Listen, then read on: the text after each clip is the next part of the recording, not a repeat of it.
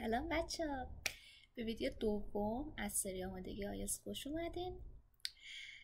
گفتیم که تو این ویدیو اگه ویدیو قبل رو دیده باشین اونجا درباره 3 ماه اول اینکه چجوری برنامه ریزی کنیم و چجوری جنرال رو تقویت کنیم حرف زدیم و توی این ویدیو مخصوص 3 ماه پایانیه، همون جایی که باید تمرکزمون رو بذاریم روی تستای واقعی، تکنیک‌های حرفه‌ای و چیزی که بیشتر از همه مهمه، تحلیل دقیق. پس اگه این مرحله رو درست پیش برین، نمرتون میتونه 1 پله، 2 پله یا حتی بیشتر بالا بره.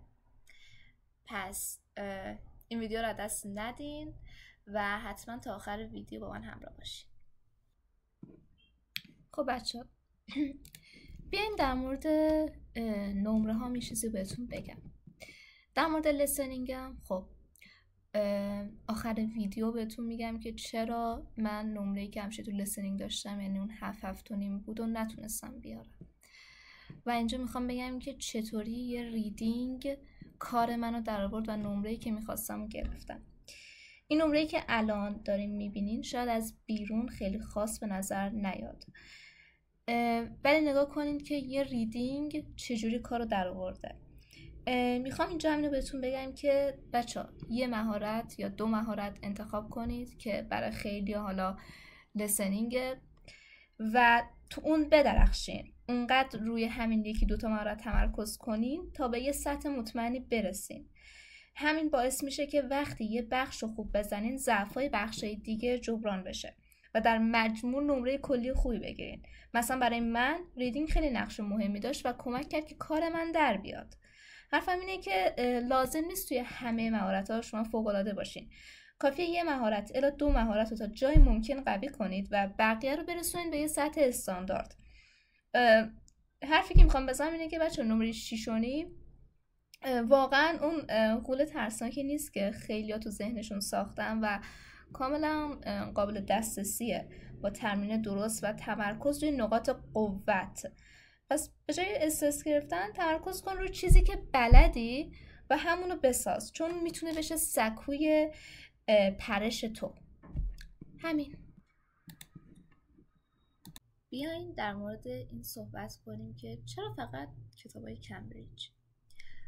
خیلی موضوع مهمیه، پس با دقت بهم گوش بدید. بذارید اول خیلی واضح بگم، اگه دنبال منابع زیادین لطفاً همینجا یه ترمز بزنین، چون که منابع زیاد فقط باعث سردرگمی و خستگی میشن. برای ریدینگ، لسنینگ فقط و فقط سراغ کتابای کمبریج برید، چون که این سری همون فرمت و سطح آزمون واقعی هن. نه بالاترن نه پایین ترن و میدونین اینجا خیلی اشتباه میکنن، بین 10 تا منبع میچرخن و آخرش هم نه تسلط پیدا میکنن نه نمره‌ای که میخوان و میگیرن.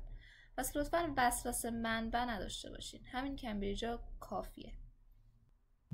حالا چطور تستای کمبریج رو تمرین کنیم؟ یعنی روش تمرین درست کتابای کمبریج چیه؟ این بخش مهم، چطور از این کتابا استفاده کنیم. من یه روش خیلی مشخص داشتم که باعث شد با هر تست پیشرفت واقعی رو حس کنم.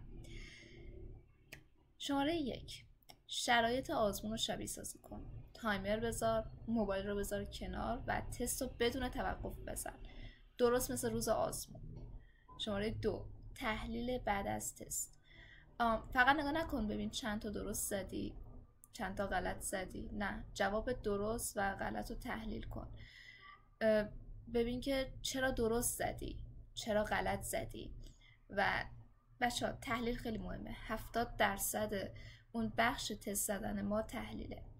شماره 3، دفتر تحلیل بساز. برای هر تست بنویس که چی غلط بوده، چرا، چی درست بوده، چرا، اینکه چه چیزی باعث شده گزینه درست رو تو انتخاب بکنی. شماره 4، دفتر لغت شخصی بساز. هر لغت سخت یا جدید رو که میبینی با معنی و 2 تا مثال یادداشت کن. هر چند روز یه بار مرورش کن. بچه این دفتر تو ماهای آخر، روزهای آخر حکم طلا رو داره، پس حتما به این موضوع توجه کنید. ریدینگ. بذارین تکنیک خودم براتون دقیق بگم. من هیچ وقت متن و الکی از اول تا آخر نمیخوندم، اینجوری فقط زمان تلف میشه. کاری که میکردم این بود: اول سوالا رو میخوندم، یعنی مثلا بخش سوال اول ترو فالس بود، فقط همون 5 سوال اول رو میخوندم، زیر کلمات کلیدیشون خط میکشیدم که همین کلمات کلیدی هم خیلی چیزای مهمیه. بعد متن رو پاراگراف به پاراگراف میخوندم، سوالات مربوط به همون بخش رو جواب میدادم. این کار باعث میشد که تمرکزم بالا بره و جوابام دقیق تر بشن. تکنیکای کلی مثل اسکیم و اسکن همیشه جواب نمیدن. باید اینقدر تست بزنی تا بفهمی کدوم روش برای تو بهتره. پس اینجوری نیست که بگیم این تکنیک بچه این تکنیک رو پیش برین، این تکنیک جواب میده، این تکنیک جواب نمیده. نه، اینجوری نیست. بعد تکنیک شخصی، تکنیک بساس این که فقط برای تو جواب بده. برای من این روش پاراگراف به پاراگراف عالی جواب داد و سرعت و دقتمون بالا برد. تو باید تکنیک خودتو پیدا کنی. لیسنینگ از اون بخش هست که اولش خیلی باش مشکل دارن، ولی از اون طرف یکی از بخشایی هست که راحت نمرش میره بالا.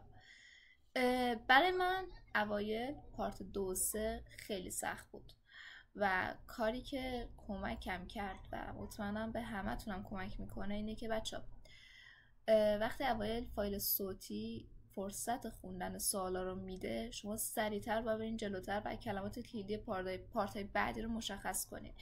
این کار مخصوصا توی پارت 4 خیلی کمکتون میکنه. برای هر جمله فقط 1 یا 2 تا کلید واژه انتخاب کنید که این کار باعث میشه که موقع گوش دادن تمرکزتون دقیقاً بره رو همون کلمه ها. اگه یه سوالو از دست دادین، سریع برین سراغ بعدی. مکس مساویه با از دست دادن سوالات بعدی که اصلا نمیارزه. تمرینای جانبی. بچه ها ببینین که تو کدوم پارت مشکل دارین. مثلا برای من پارت 2 و 3 بود. برین از تمرینای آزمونای دیگه فقط اون پارت ها رو بزنین. من از کانال SNS IELTS استفاده کردم و تمرینای اون کانال رو میزدم و خیلی کمکتون میکنه، اصلا ازش غافل نشین. برای تقویت املا از دیکتیشن سایت تستینو استفاده کردم که کامل بعدم بهتون نشون میدم چجور با سایت تستینو کار کنید. و ترانسکرایب میکردم اولاش، بعدا دیگه وقتش رو داشتم، ولی همون اولاش هم باعث شد که یه خورده تمرکزم بره بالاتر. و اینکه در نهایت بچه هدفتون رو روی این بذارین که توی پارت 1 و 4 غلطاتون رو برسونین به 0 یا نهایتا 1. رایتینگ.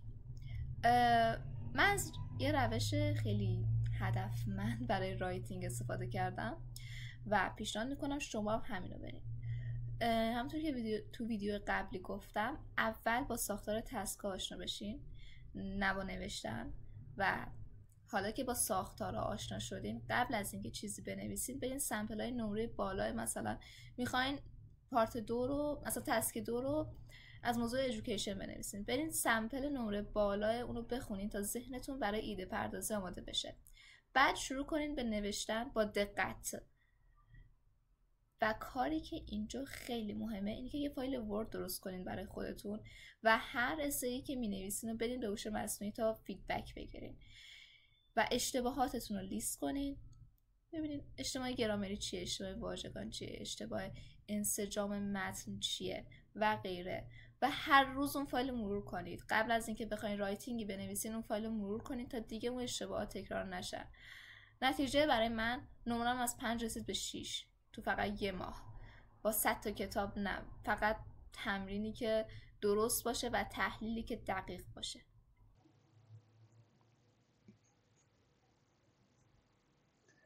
خب بچه ها بیاین اینجا من نحوه اون فایل ورد درست کردن رو بهتون نشون بدم. اینجا یه سوال تسک 2 می نویسین و شروع میکنین به نوشتنش.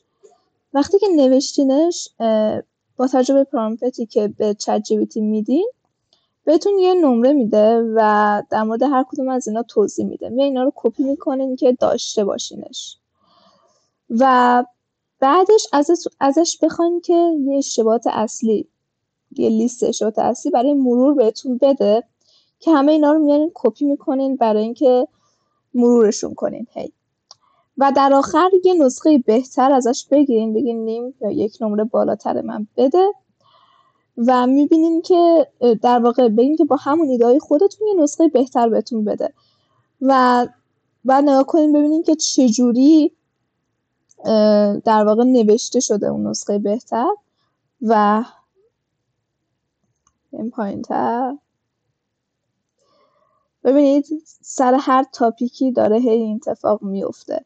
تاپیک رو مینویسین، جوابش رو مینویسین، بعد ببینین که دقیقا چه نمره گرفتین، از چت جی پی تی میپرسین و بعد میان اینجا نسخه ارتقا یافته رو مینویسین، میخونینش و میبینین چه جوری نوشته شده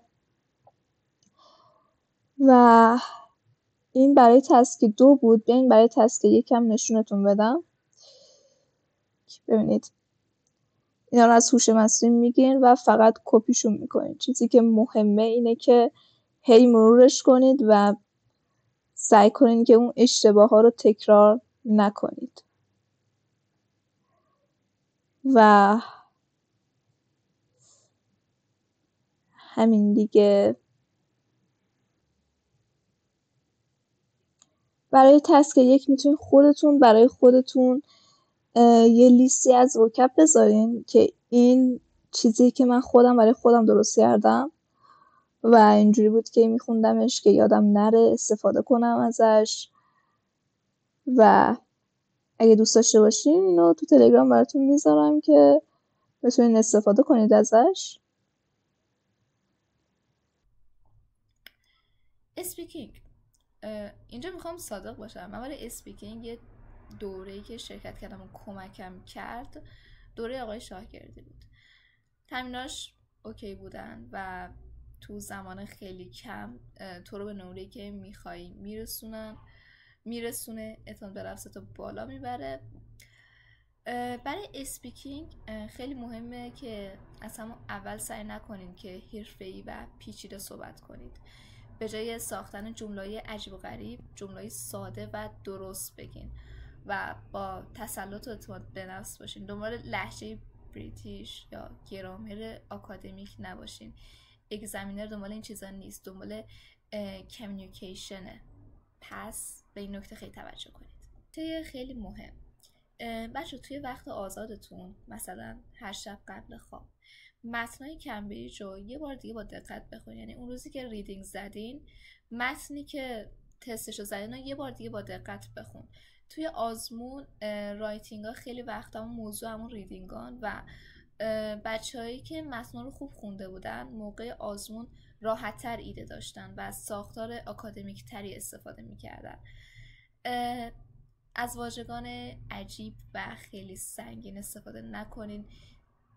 اگزمینر ممکنه که متن به راحتی نفهمه و الکی نمره دست میدین. چیزی که تو رایتینگ مهمه 2 تا چیزه: سادگی، وضوح، که این باعث میشه که نمرتون بهتر بشه.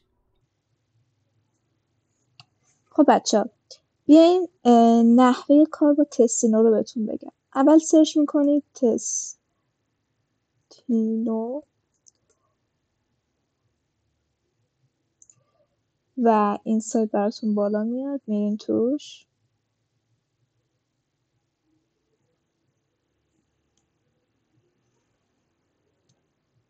روی ثبت نام ورود میزنین. اگه ثبت نام نکردین ثبت نام میکنین و ورود میزنین. بچه‌ها اینجا چند قسمت داره: آیلتس آکادمیک و پایین که بیایم آیلتس جنرال، که احتمالا ما هممون روی آیلتس آکادمیکی. آزمونایی که اینجاست: کمبریج، ریال آیلتس، اکچوال، ماکا، آفیشال گاید، اپ اسیستنت، پرکتیس پلاس و آیلتس ترینر. در مورد هر کدوم از اینا من براتون یه توضیح میدم. کمبریج که همون منبع اصلی ماست که باید بزنیمش، حداقل از 11 تا 20 که الان اومده. آیلتس واقعی آزمونای واقعی آیلتسن و معمولا در واقع خیلی استاندارد نیستن این بخش، پس اینو بیخیال بشین. اکچوال هم همینطور از یک کتاب برداشته شده و اینم گفتن که آزمون واقعیه، میتونید بزنید. من قبل از اینکه کمبریج رو بزنم 2-3 تا اکچوال زدم.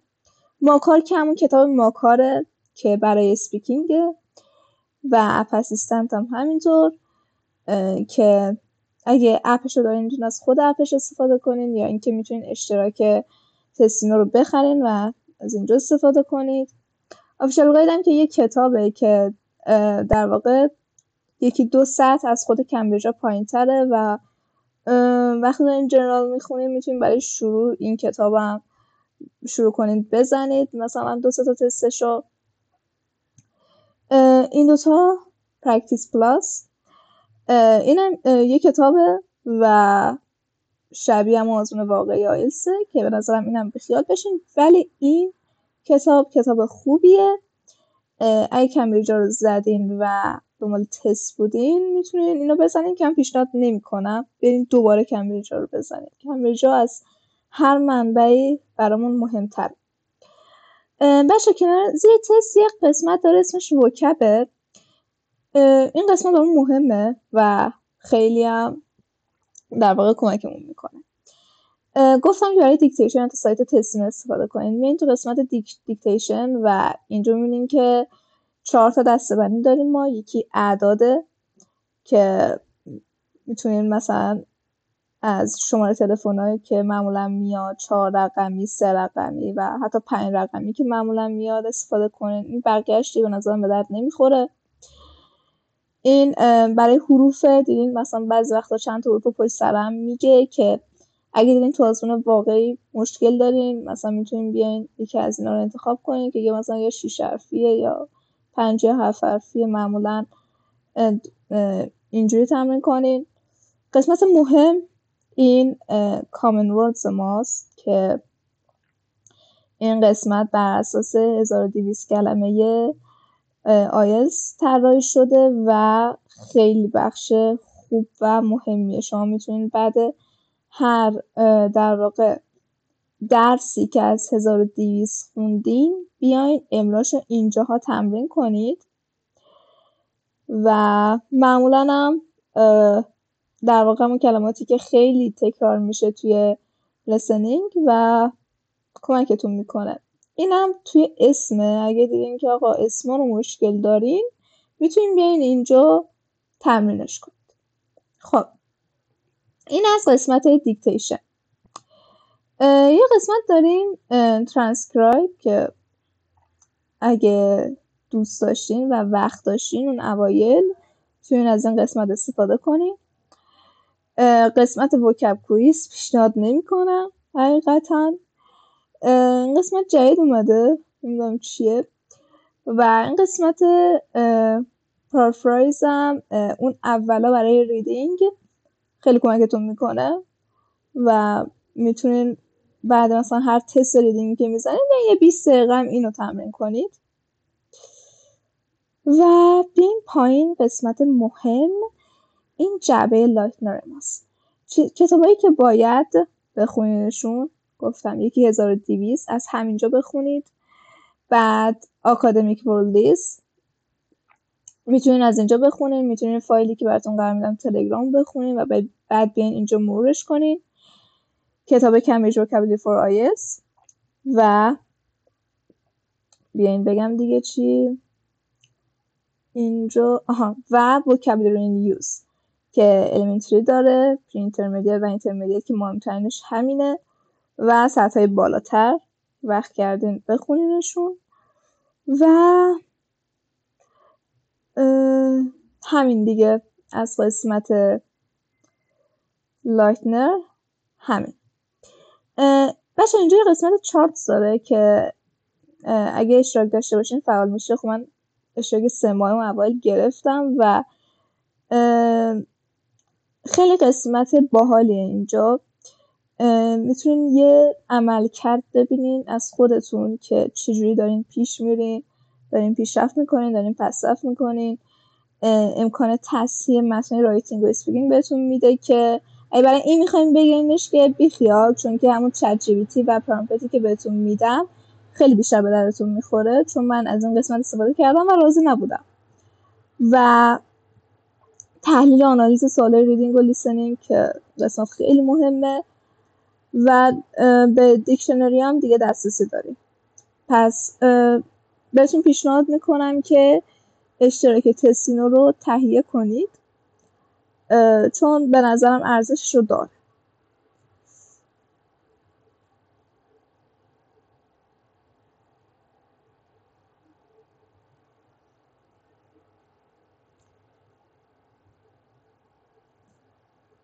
یه قسمت جدید آورده تستینو که فکر کنم که وقتی من آزمون میدادم نبود، قسمت گرامره و تونین برین بررسیش کنین و اگه خوشتون اومد، یعنی دیدین بهتر از سایت پرفکت انگلیشه، از همین قسمت استفاده کنین. فکر کنم اشتراک بخرین اینا باز میشه، نمیدونم.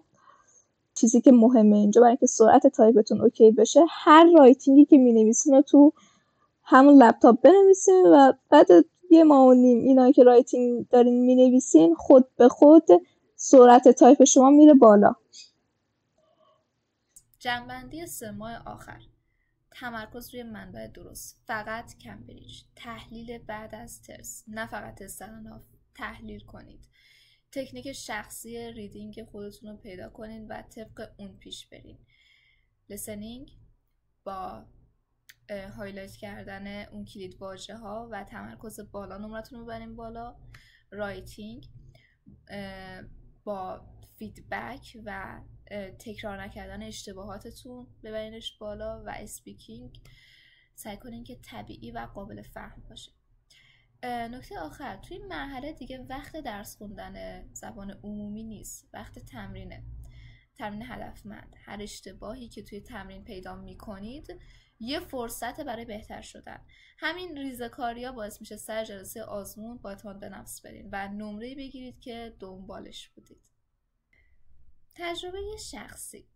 بخوام اگه از تجربه خودم تو روز آزمون بگم، اول اینکه خیلی طبیعیه که تو روز آزمون ما استرس داشته باشیم، چون آیلتس خورده با آزمونهای دیگه فرق داره. در واقع یه آزمونیه که در واقع میدونین یه برگه است که بلیت ما برای ورود به یه زندگی جدیده. خیلی های ما برای مهاجرت داریم، برای آیلتس آماده میشیم. به خاطر همین استرس خیلی عادیه و مهم اینه که در واقع چجوری اونو کنترل کنیم. تجربه‌ای که من داشتم تجربه خیلی تلخی بود، چون که من یه آدم خیلی استرسی ام و مثل همه آدما که طبیعی استرس داشته باشن، استرس رو داشتم ولی خیلی شدید بود. اشتباهی که من کردم چی بود؟ اشتباهی که من کردم این بود که ماک ندادم. بچه ها حتما 2-3 هفته قبل آزمون یه ماک بدین تو همون سنتری که میخواین امتحان بدین. اگه من این ماک رو میدادم، نمره لیسنینگم چیزی میشد که بودم، نه اینقدر پایین تر از چیزی که واقعا هستم. من اون 1 ماه آخر نمره لیسنینگم زیر 7.5 نبود و آزمونم شد 6. چرا؟ چون وقتی که رسیدم سر جلسه آزمون و لیسنینگ شروع شد، دستای من میلرزید و کلا تمرکز نداشتم هیچی و نمیتونستم درست تایپ کنم به خاطر اینکه دستام داشت میلرزید. و ریدینگ که شروع شد تازه به خودم اومدم، تازه یه تلنگری اومد که نه اینجوری نکن واقعا. و مطمئنم که اگه ماک میدادم، چون یه تجربه قبلی داشتم، این اتفاق برام پیش نمی اومد. پس بچه ها حتما یه ماک بدین 2-3 هفته قبل از آزمون. اصلا نمره مهم نیست، اصلا فقط این که برین و تجربه کنین اون محیطو تا دچار این استرس خیلی شدید سر جلسه آزمون نشین. من ریدینگم 7 شدم با همون دو سه ماه تمرین و خب گفتم که من ریدینگ رو از نمره 4.5 شروع کردم.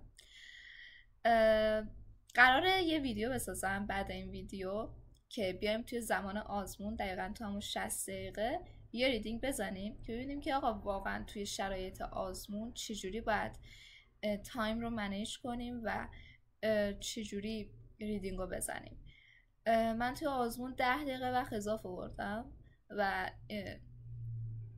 این چیز پیش براتون میاد. خب من توی خونه هیچ وقت اضافه نمی آوردم. من حتی توی رایتینگ همیشه وقت کم می آوردم توی خونه، ولی بچه شرایط آزمون به شما این اجازه رو میده که خیلی بالاتر از چیزی که هستین، حالا یه خورده بالاتر از چیزی که هستین عمل کنین.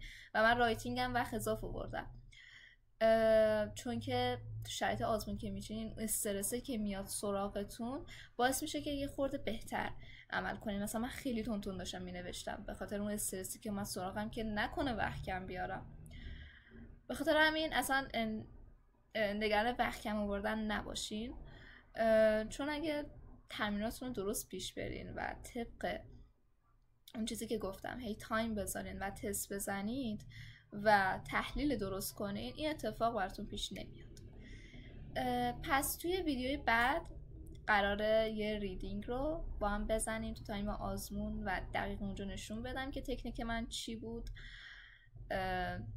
و مطمئنم که خیلی کمکتون میکنه. اگه این ویدیو براتون مفید بود حتما لایک کنید و برای ویدیوی بعدی سابسکرایب یادتون نره و توی کامنت ها بنویسین که الان توی کدوم مرحله آمادگی برای آزمون آیلتس هستین.